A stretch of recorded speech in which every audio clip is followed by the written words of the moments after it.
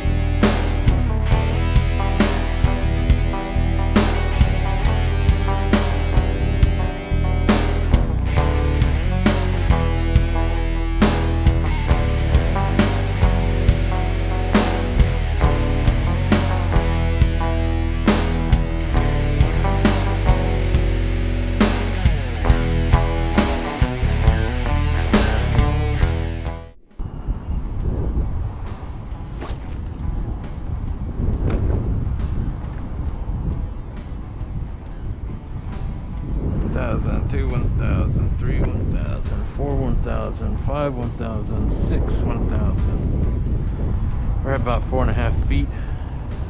Want it towards the bottom. Seems like the bait that I'm seeing on the. There it is.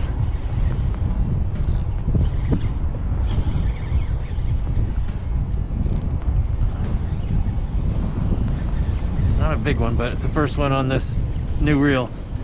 That's what I'm banking on right now, just to get it in.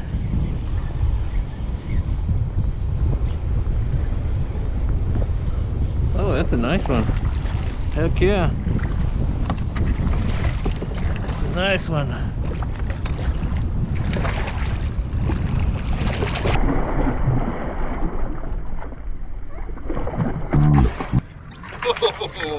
Hell yeah. Hell yeah, that's a nice one. They didn't feel very big though, you know that? I felt a little bit of weight on it, but not a whole lot. Nice one. Damn. Hold on, hold on. Open up. Beautiful. Look at that. Let me check it out. That's the first one. And it didn't even phase him. Didn't even phase it. 10-pound line.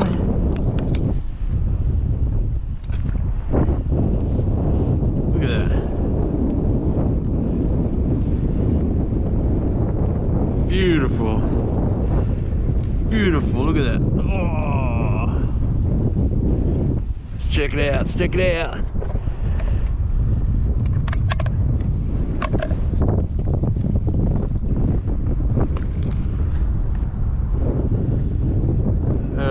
Looks like 22 with a twist. It's like 22 exactly. Damn, that's nice. I was gonna say it's almost overslot for the new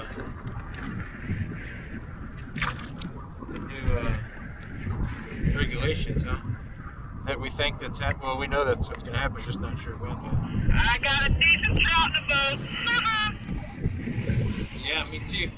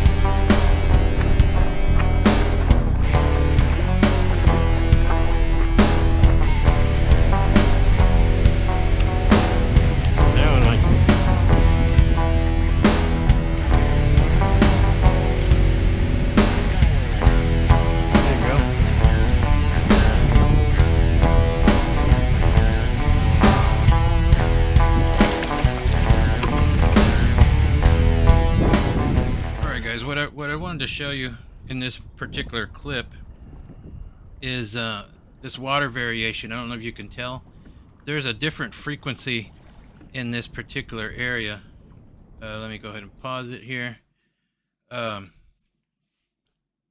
If you don't see it, what I'm getting at is if you kind of, we're going to call this, the water has a particular frequency of wherever it's at, okay? Let's pretend that this is all the same. It's all going to be even with itself. Now, as long as you know you didn't cause this other frequency, you'll see little ripples. And if you look, it kind of runs in this direction, okay?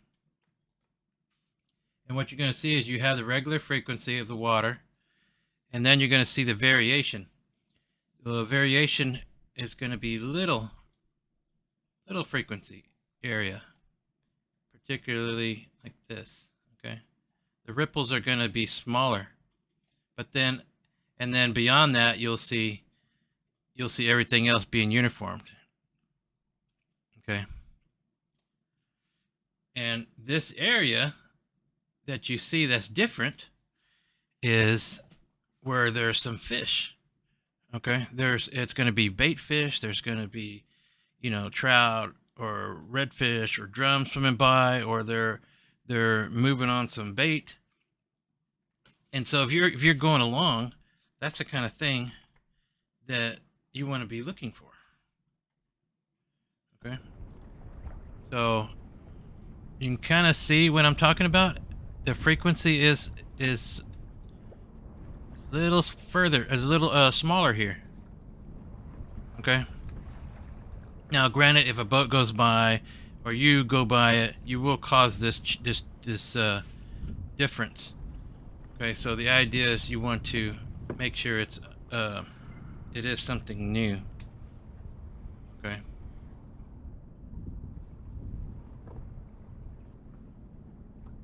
So particular this day was the Procure was what was really making that little extra bite. This was if I haven't said already, this was on Sunday. So you see further back up here, the frequency is smaller. Okay, the line of bait is actually about like this, and it's very faint. If you can kind of see the slick that runs through here, very faint. The wind was blowing a little bit more than I expected, and see, even like over here.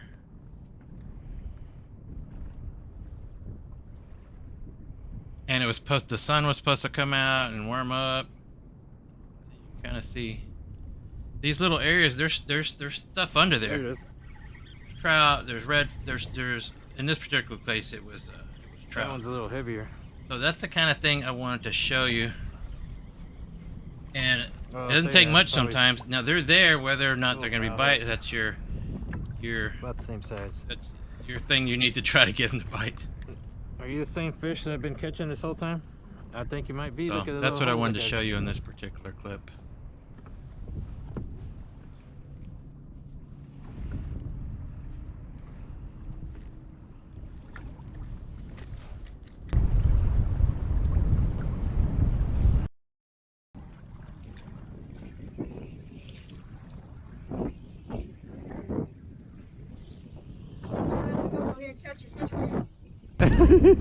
Maybe. You see that area right there? Let it drop. It's about 4.5 feet. Give it about 4 or 5 seconds, and then let it, like I said, let them bump it until they really take it.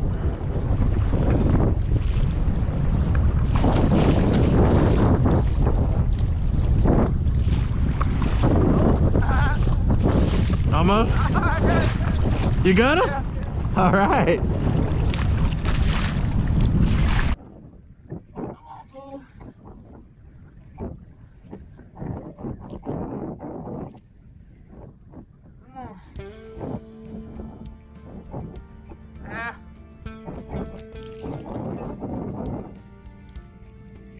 This might be illegal.